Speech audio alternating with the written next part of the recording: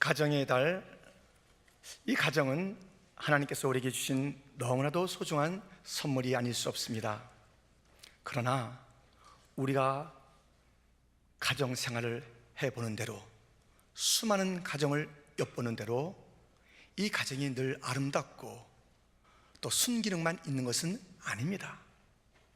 어떤 가정 안에서는 탄식과 아픔의 소리가 터져나오는 것을 우리가 듣게 되고, 내 가정 자체가 또 그러한 신음 가운데 있던 시간들도 많지 않았습니까?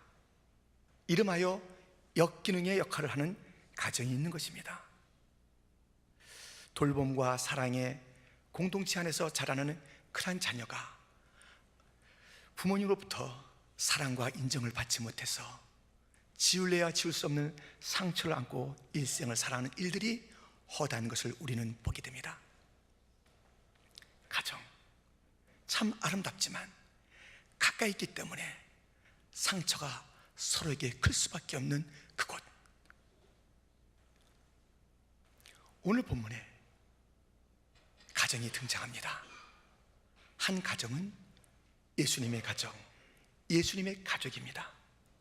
그리고 또 하나의 가족은 하나님의 가족이 오늘 본문에 등장하고 있습니다.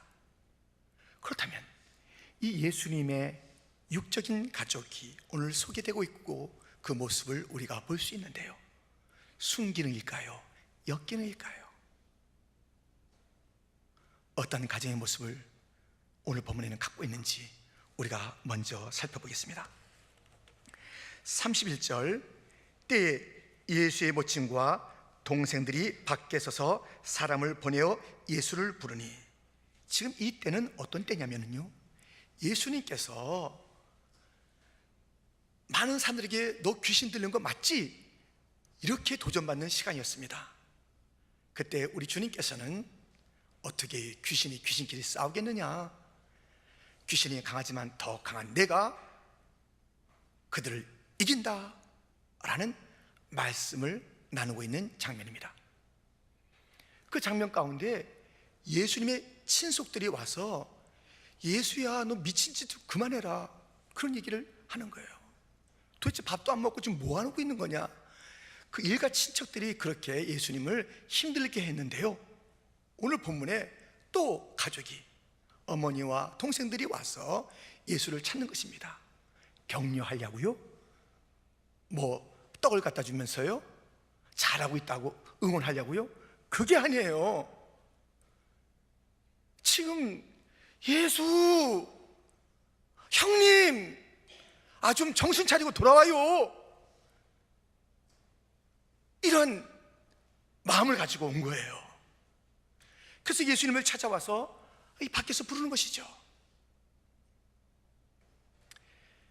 무슨 가정이에요? 역기능하고 있는 거예요. 역기능을, 사랑과 인정과 격려를 부어주지 아니하고 막 공개적으로 수치를 주고 아픔을 주는 그 장면이라고요. 우리의 가정들이 역기능일 때는 꼭 이런 현상이 나타나요. 무슨 문제가 있을 때에 너 때문에 우리 집안 망신하고 있다, 너 때문이야, 너만 변화되면 우리 집이 다 평안할 텐데, 너만 달라지면 우리가 행복할 텐데, 너 하나 그대로 있어서 우리가 이렇게 불행하고 괴로운 거야. 너 그거 아니? 누군가 가족을 블레임하고 비난하고 정죄하는 것입니다. 내 탓이요, 내가 아니라 너 탓이라는 것이에요. 그러면서 기준을 자기가 기준이 되는 거예요. 여보 남편 내 말을 들어야지. 씹었으면 아이고 당신 지금 시대가 어느 때인데 여자 말 들어야 돼요. 애들아 너 우리 얘기를 들어야 된다. 기준을 가지고 자꾸 얘기하는 거예요. 지금 예수님의 가족이 그런 거예요. 형님 때문에 지금 우리 집안 망신이에요. 좀 일리 좀 나와요. 예수여 일리 좀 나와라. 좀 우리 가족의 기준대로 좀 살지 왜 이렇게 별나게 살고 있느냐, 라는 이 부름인 것입니다. 32절, 말씀에는 이렇게 되어 있습니다. 무리가 예수를 둘러 앉았다가 여짜오되 보소서 당신의 모친과 동생들과 누이들이 밖에서 찾나이다. 밖에서 가족이 부른다는 이야기를 무리가 들려주고 있어요. 근데 이 이야기를 좀 더 이렇게 넓게 보면은 마태복음 12장에도 같은 사건이 있는데 거기에는 한 사람이 이 얘기를 들려줘요. 무리가 아니라. 이것을 전체 구성해 보면 밖에서 지금 예수님을 찾는 가족의 소리가 있을 때 한 사람이 듣고 사람이 많으니까 예수님을 찾는데요, 예수님 가족이 찾아요 하는 것을 한 사람이 외쳤을 때에 그 무리들이 같이 얘기하는 거죠. 지금 밖에 지금 누가 왔대요, 가족이 왔대요 하는 이야기를 들려주는 장면인 것입니다. 뭐 그 이상 없잖아요. 그렇게 들려주는 거. 밖에서 찾으니까 밖의 음성을 들려주는 거예요, 여러분. 근데 우리가 이 말씀을 잘 봐야 돼요. 예수님은 절대 진리세요. 예수님의 말씀이 들려나가야 되는 거예요. 근데 밖에서부터 예수님을 흔들려고 움직이려고 그렇게 들려오는 소리가 있어요. 이 강단, 진리가 선포되는 곳, 하나님의 말씀만이 순수하게 증거될 이곳에 밖에서부터 오염돼서는 안 되는 것이에요. 밖의 세력과 밖의 소리가 이곳을 흔들어서는 안 되는 것이에요. 여기서의 말씀이 들려지고 또 들려지고 교회 안과 저 밖에까지 이 말씀만이 통치하는 그러한 온 땅이 되어야 하거늘. 사람들의 여론이, 사람들의 의견이, 지금 분위기가, 시대가, 그런 것들이 교회 안에, 강단 안에 들려지는 거예요. 전달되고 전달되고 전달되는 것이. 지금 이 예수님에게 들어와서 그 예수님의 말씀을 들었고 예수님과 소통을 해야 되는데 가정에도 불구하고 소통이 안 되는 장면 보지 않습니까? 지금 누가 누구의 얘기를 들어야 되겠습니까? 그리고 어떤 마음을 열고 서로 이야기를 나눠야 되겠습니까? 이렇게 진정한 소통이 없고 소리만 있는 가정이에요. 먼저 들어야 될 자의 그 이야기를 듣지 아니하고 내 소리 갖다 그에게 얹혀주고 흔들어대는 그런 모습을 보게 됩니다. 그 가운데 이 무리들이 그 역할을 해주는 거예요. 33절 34절을 보겠습니다. 대답하시되 누가 내 모친이며 동생들이냐 하시고 둘러앉은 자들을 둘러보시며 가라사대 내 모친과 내 동생들을 보라. 지금 이거 놀라운 말씀 아닙니까? 예수님의 어머니와 동생들, 누이들이 와서 찾는 것을 다 사람들이 봤고 그것을 그대로 전해줬는데 착각한 것이 아닌데 누가 내 모친이고 내 동생이고 내 누이냐? 누가 말씀하세요? 예수님께서 말씀하시는 거예요. 우리가 뭐 잘못 본 게 아닌데 분명한데 근데 내 모친, 내 동생, 내 누이가 아니라는 것이에요. 예수님께서 이 사람들에게는 고정관념이 있습니다. 너무나 지극히 당연한 것이죠. 당연한 관점이죠. 다르게 얘기하면 더 이상할 너무나도 자연스러운 얘기를 했는데 이 관점이 지금 틀렸다는 것이에요. 모든 사물을 볼 때 육적인 안목으로만 봐서는 안 된다는 것이에요. 고정관념으로만 봐서는 안 된다는 것이에요. 누구도 부인할 수 없는 예수님의 어머니와 그 자녀들이 와서 예수님을 찾고 있구만 그들이 내 모친도 아니요 내 누이 동생도 아니라고 단호하게 말씀하고 있습니다. 고정관념이라는 것이에요. 그러면서 거기 둘러 앉아있는 자들을 둘러보시는 거예요. 이 둘러보신다는 이 단어는 페리블레파메노스라는 단어를 씁니다. 이것은 그냥 이렇게 보는 게 아니라 딱 무슨 의도를 가지고 그걸 차동이 딱 둘러보는 거예요. 둘러보는 거예요.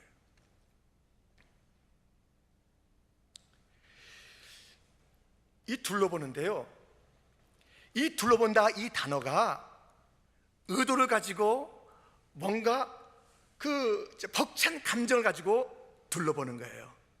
이 단어를 똑같이 어디서 썼냐면요, 마가복음 5장에 12의 혈루증 앓았던 여인이 예수님의 옷자락을 잡았잖아요. 손을 대었을 때 12년 동안에 어디 가서도 고치지 못했던 그 질병의 근원이 마르게 되는 치유의 사건이 있었습니다. 그때 예수님께서 둘러봤어요. 그때 똑같은 단어를 쓰는 거예요. 그런데 그 장면을 좀 우리가 보셔야 돼요. 자, 마가복음 5장 32절로부터 34절 말씀입니다. 예수께서 이 일 행한 여자를 보려고 둘러보시니, 똑같은 단어예요. 여자가 제게 이루어진 일을 알고 두려워하여 떨며 와서 그 앞에 엎드려 모든 사실을 여짜온대 예수께서 가라사대 딸아 내 믿음이 너를 구원하였으니 평안히 가라 내 병에서 놓여 건강할지어다. 지금 둘러봤는데 그 여인을 따라 불러주시는 거예요. 너 믿음이 있구나 이렇게 불러주시는 거예요. 이 장면을 생각하고 오늘 본문으로 돌아오면 예수님께서 지금 그 얘기를 들으시고 찬단의 이야기를 들으시고 이 둘러앉아 있는 무리를 갖다 둘러보시면서 누가 내 모친이며 내 동생이냐, 지금 둘러보시더니 여기에 내 모친과 내 동생, 내 누이가 앉아있다, 그렇게 말씀하시는 거예요. 원문에는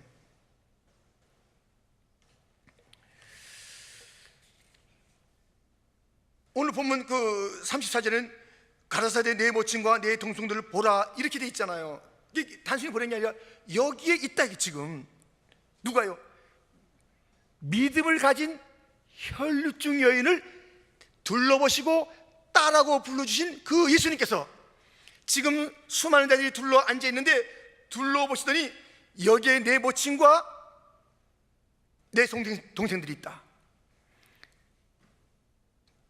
그들은 믿음을 가졌다, 그 말씀이에요.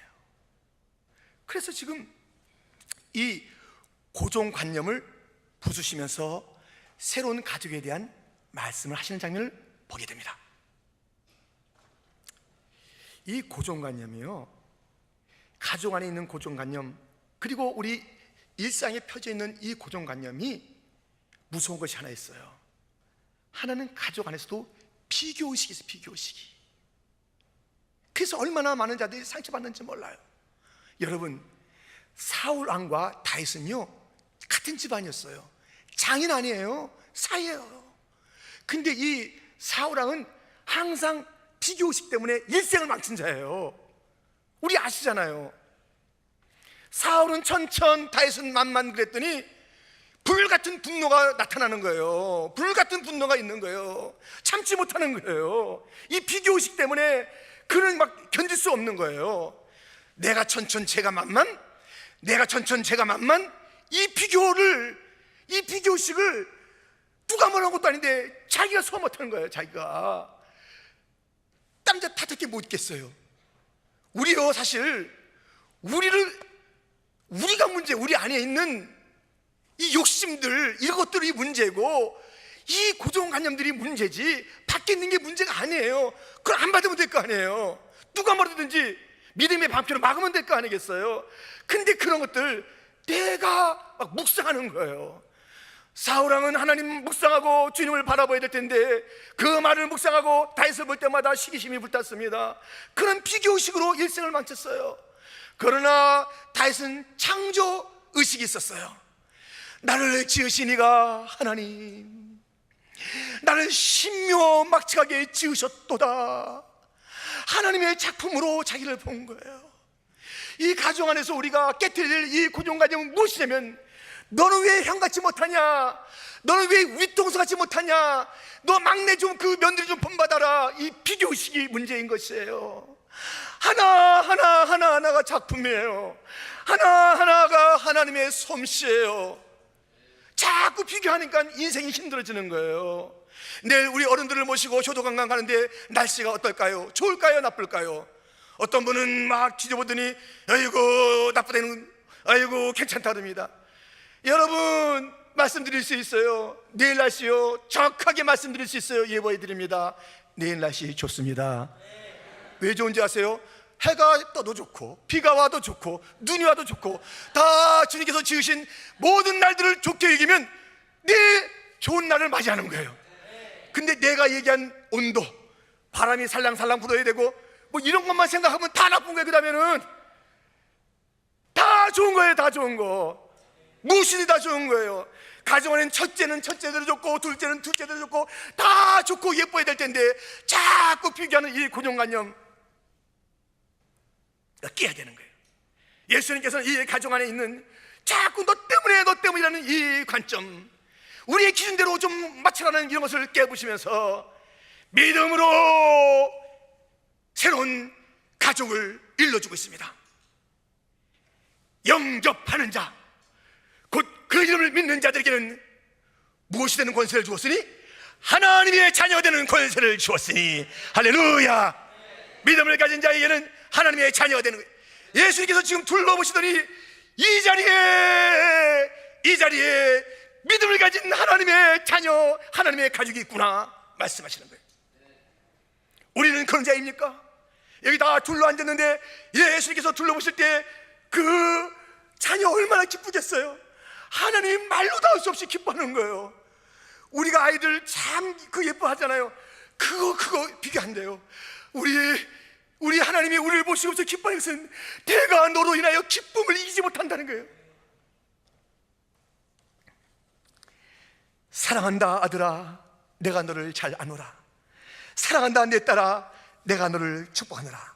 사랑합니다 나 예수님. 한번 고백하겠습니다.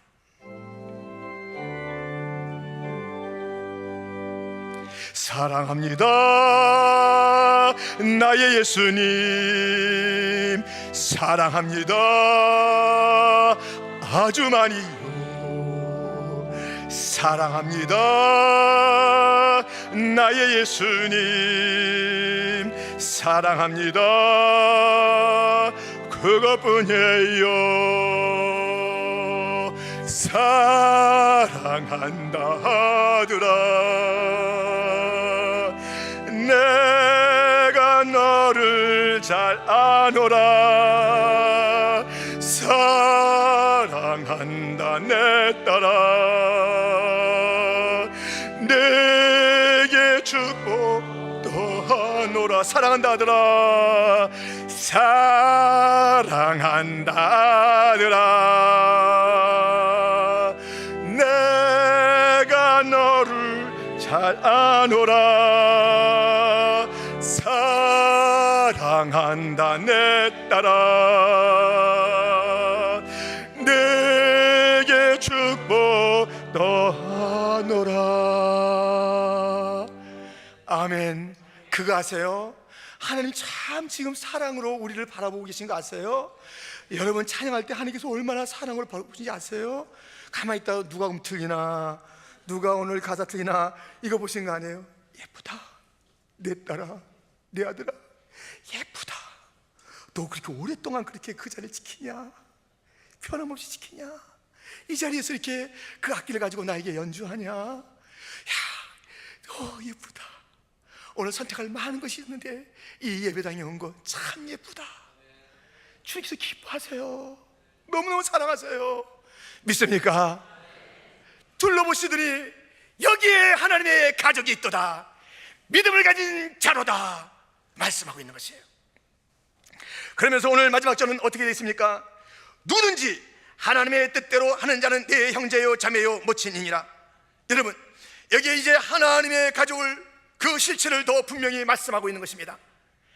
하나님의 뜻대로 하는 자들이 우리 주님의 모친이요 형제요 동생이요 하나님의 가족이라는 것입니다. 자, 그런데 우리는 하나님의 뜻대로 행해야지 그 가족 안에 포함되는구나 이렇게 생각해요. 벌써 제가 말씀드렸잖아요. 이 하나님의 가족됨은 믿음이에요. 믿음. 그 전에 벌써 선포된 것이에요. 그래서 그 믿음을 가진 자, 믿음도 선물이잖아요. 믿음도 선물이에요. 근데 우리가 한 게 아니에요. 하나님이 만세전에 택하여 준 거예요. 알 수 없는 거예요. 예, 우리는 그 놀라운 그 신비를 알 수가 없어요.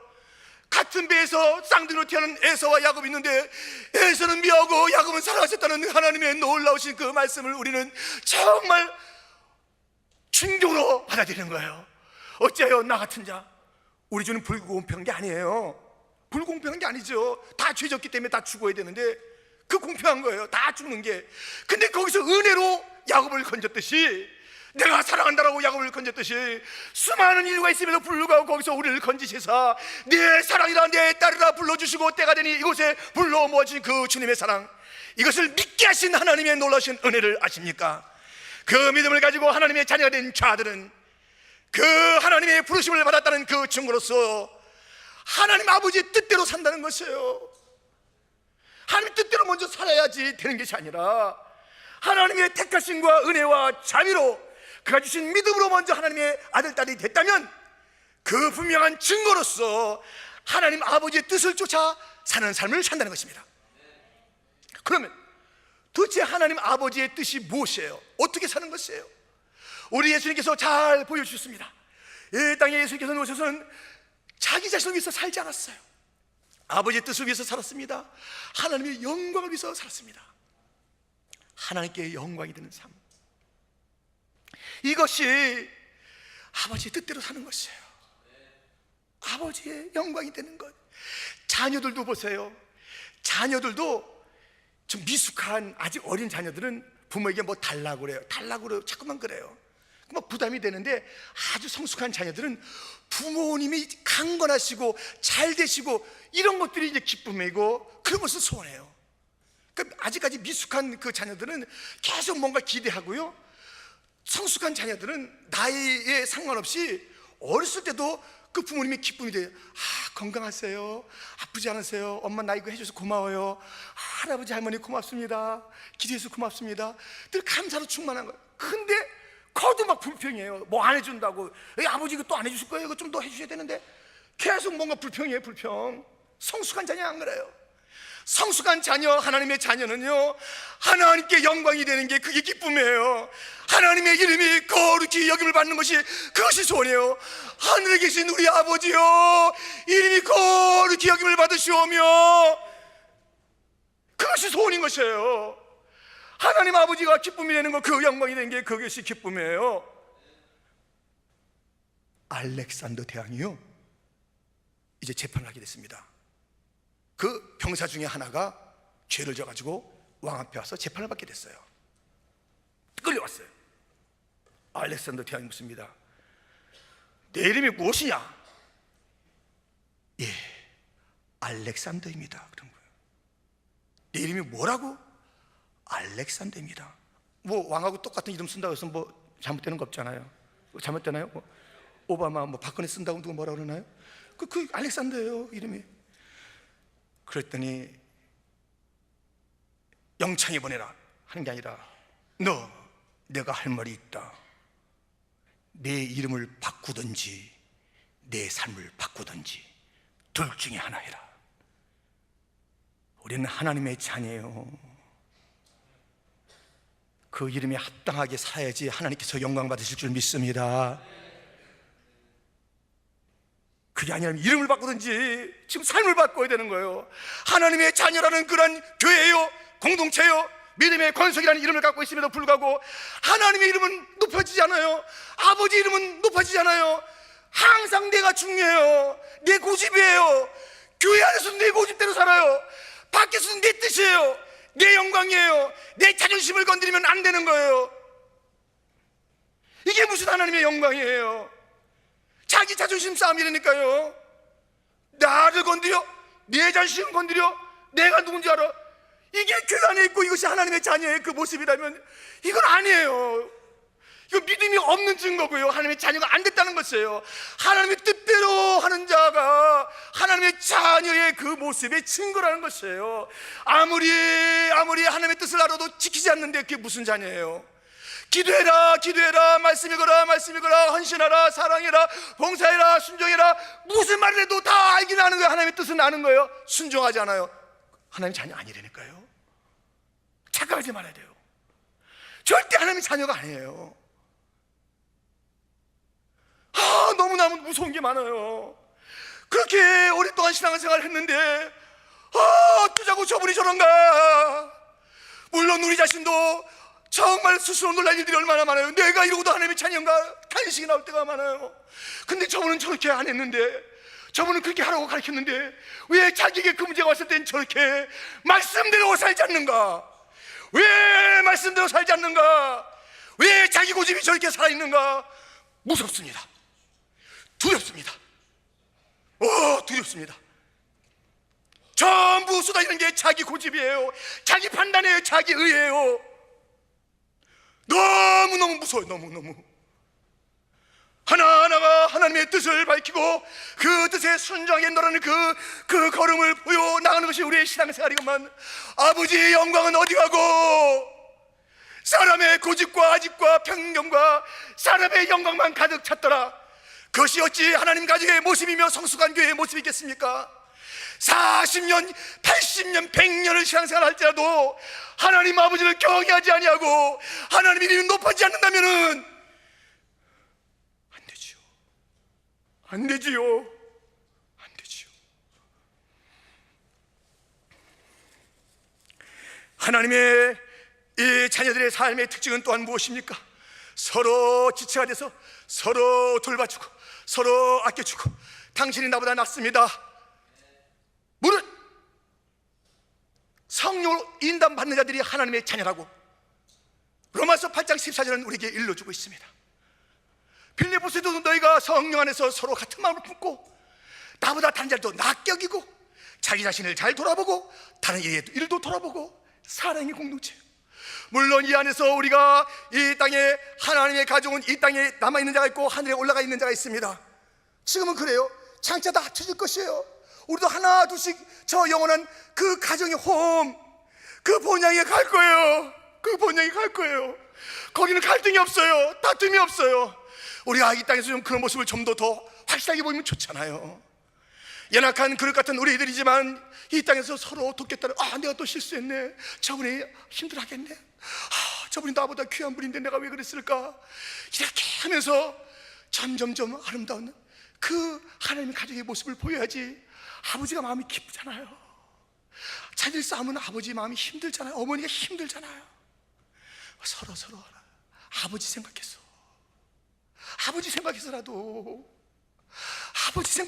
우리가 서로 섬기고 좋잖아요. 그 앞에 있는 자가 얼마나 귀해요.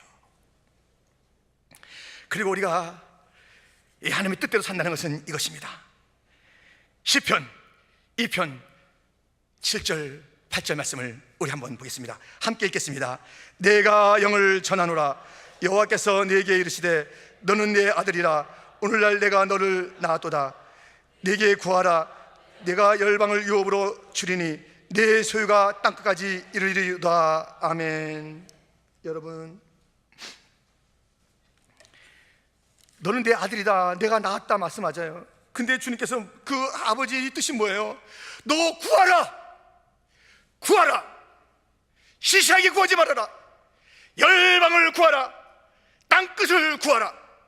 나는 위대한 너의 아버지다. 가난뱅이 아버지가 아니야. 난 천지를 말씀으로 지은 내 아버지야. 너 내 자녀들께 구할 수 없겠냐? 왜 이렇게 시시하게 살아가느냐? 이민 땅이 얼마나 힘듭니까? 한국에서 이 이민 땅에 온 자들은 갑절 10배에 힘든 게 있어요. 나만이 걷는 교난이라고요? 아니에요. 이민 땅들 다 들어보세요. 다 눈물 있지. 다 눈물 있어요. 다 눈물 있다니까요. 다 아픔이 있다니까요. 선교사님들이 이렇게 와 계시지만 선교사님들이 아픔이 오기에 우리보다 더 많은 거 아니에요? 선교사님 한 분 한 분마다 우리가 바라볼 때마다 얼마나 많은 아픔이 있겠어요? 우리는 이 이민 땅에 와서 나나 잘 먹자고 이렇게 우리 주님께서 이곳에 보낸 것이 아니에요. 선교사님들이 그런 삶을 안 살고 계시잖아요. 우리 또한 여기에 선교적인 마인드를 가지고 온 것이에요. 여기서 이 세계의 중심 도시 뉴욕을 우리를 불러주신 이유는 이곳에서 이민교회로 뚝뚝 우리를 세워주신 것은 우리가 잘 살고 우리의 숫자가 더 늘고 우리의 예산이 늘고 우리의 건물이 늘라고 보내준 것이 아니라 열방을 구하라. 내가 너를 낳았다. 내가 내 아들이고 내 딸이냐. 너를 낳은 것은 복음으로 낳았다. 선교로 낳았다. 열방을 구하라. 우리의 비전을 새롭게 하시는 주님의 뜻을 아십니까? 청년들, 어린이, 청소년 누구나 할 것 없이 우리 교회는 하나님의 놀라신 그림을 봐야 되는 것이, 하나님의 계획을 봐야 되는 것이, 열방을 바라보고 구하라 내게 주리라. 영적인 축복이요 또한 육적인 축복도 주실 줄 믿습니다. 주의 뜻을 위해서 쓴다면 왜 안 주시겠습니까? 왜 안 주시겠습니까? 이것이 하나님의 뜻인 것입니다. 구하지 않는 것 주님의 답답함입니다. 하나님은 시시하게 여기고 나 혼자 먹고 살 것만 해주세요. 나 혼자만. 야야야, 그게 아닌데 너 나 어떻게 생각하고 있느냐? 난 Almighty God, 난 전능자야. 내가 다 지웠어. 내가 다 지웠어. 내가 다 지은 거야. 은도 내 거, 금도 내 거, 다 내 것이야. 부하게 함과 귀하게 함이 내 손에 있는 거야. 그렇게밖에 내가 못할 것 같아? 내가 믿는 하나님 너 누구로 여기느냐? 네 아버지 누군데 그래? 우리는 하나님의 가족입니다. 믿습니까? 하나님의 말로 다 할 수 없는 축복을 약속받은 자들입니다. 유업을 주실 줄 믿습니다. 우리가 그분의 뜻에 귀를 기울이고 순종하고 하나님의 영광을 구하고 서로 아름답게 살아가다가 우리 저 고향에 가는 거예요. 고향에 가는 거예요. 저 고향에 가는 거예요. 그거 다 만나요. 끝나고 나갈 때요, 악수할 때 전 섭섭해요. 여러분 안 섭섭해요? 저 주일날 저녁 제일 섭섭해요. 아이고 사이 끝났으니까 시원하다. 이제 육신의 그 피곤함이 있긴 있지만요, 집에 갈 때 굉장히 섭섭해요. 보고 싶어서. 여러분들 또 보고 싶다니까요. 안 헤어질 그날이 있어요. 다시는 헤어지지 않을 차영대하고 헤어지지 않고, 장로님과 헤어지지 않고, 권사님, 집사님, 우리 청년들과 헤어지지 않고, 저 뒤에 아이들과도 헤어지지 않는 그날에 가서 손에 손을 들고 종려나무의 가지를 들고 열방이 각 나라 족속과 방언으로 아멘 주 예수여 찬양과 존귀를 받으시옵소서. 구원하심이 보좌에 앉으신 어린 양 그분께 있나이다. 그날이 우리에게 다가오잖아요. 우리는 한 가족이에요. 우린 기쁨의 가족이에요. 감격의 가족이에요. 누가 못 건드려요.